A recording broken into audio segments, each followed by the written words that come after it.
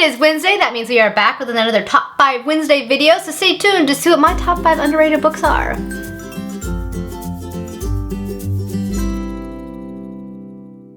Hello everyone, it is Samantha and I hope you guys are having a great week so far. Today is Wednesday and that means Top 5 Wednesday. Today we are going to be talking about my top 5 underrated books. I really like this topic because I always love talking about books that other people don't really seem to know about or that other people don't really seem to talk about as much, and you know, you can find some hidden gems. So the first book I have for this video is Tenet of Wildsville Hall by Anne Bronte. I read this book last year and it became one of my favorite books of 2016. It is a wonderful feminist novel, which is pretty impressive given the time period in which it was written, which was the 1800s.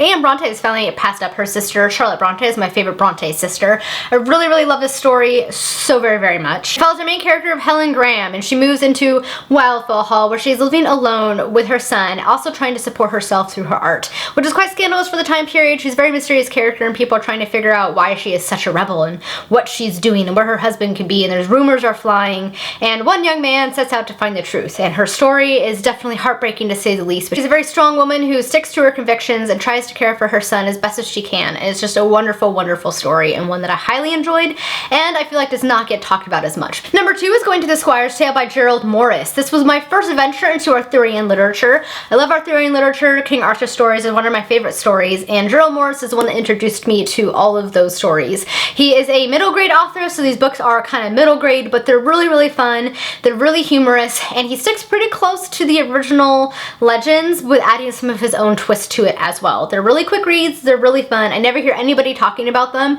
but it's definitely a series, I believe there's like 10 of them, that I highly enjoy, and definitely one that I recommend to anybody venturing into Arthurian literature. For number 3, I'm picking The Red Knight by Miles Cameron. This is a epic fantasy story, kind of based loosely on Arthurian legends. It takes place kind of in its own land. It's very reminiscent of Germany, France, England, Scotland, and it follows our band of mercenaries who are hired to protect a convent against these magical beings that are assaulting this convent. And you still learn about this other side of this world that is full of magical creatures and people, and they're basically trying to wage war upon the rest of humanity.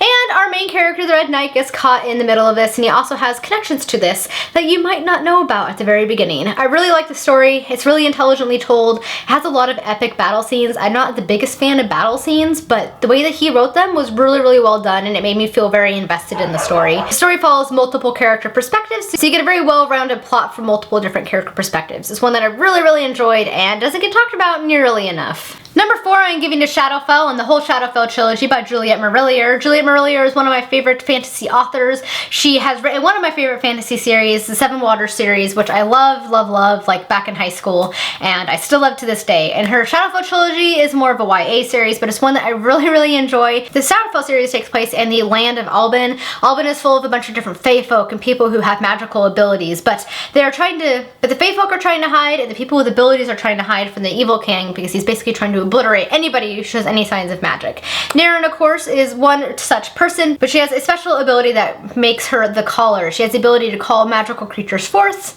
and basically kind of control them in a way, but she wants to use her magic for good and to unite all the peoples of Alban against the evil king himself and kind of bring the land to a time of peace and prosperity. I really like this story. Juliet Marillier just has a very beautiful way of writing her stories that also makes them very engaging and easy to read. I really like the series. It's no exception. Her books are just a lot of fun, and this one in particular has become a new favorite. The last book / series I want to talk about is Alana from the Song of the Lioness Quartet, or really any of Tamara Pierce's works. I know quite a few people who do actually read Tamara Pierce, so I feel like she is still highly underrepresented on BookTube. She has written some of my favorite books since I was about 14 years old. I have loved her stories. She writes very strong female characters that are very engrossing and have a lot of diversity, and I just really love her stories. The Alana series follows her main character of Alana, who poses as a boy to go and learn to become a knight because she does not want to be sent to this school to learn to be a lady. So she trades places with her brother who has magic. He goes to a school to learn to become basically a magician or a wizard, and she goes to the palace to learn to become a knight, and it follows her story from about the age of 11 all the way through adulthood, and I absolutely love this series and this book in particular. It starts out as kind of middle grade and sort of around YA, but they're really wonderful stories, as are all of her series. All of our series, with the exception of her Circle of Magic books, take place in the land of Tortal. It's a very rich universe, a lot of fun, and books that I highly recommend to anybody. Alright guys, those are my top 5 underrated books. I hope you guys found some new books that perhaps you can read and enjoy. You'll have to let me know what one of your most favorite underrated books are, because I'm always looking for some new hidden gems. Thank you guys so much for watching. I hope you enjoyed today's video, and if you would like to see more, I make videos every Monday and Thursday, and occasionally on a Wednesday and a Saturday, so be sure to subscribe to catch all those videos. Thank you guys so much for watching and for all of your love and support, and until next time guys, happy reading. Bye!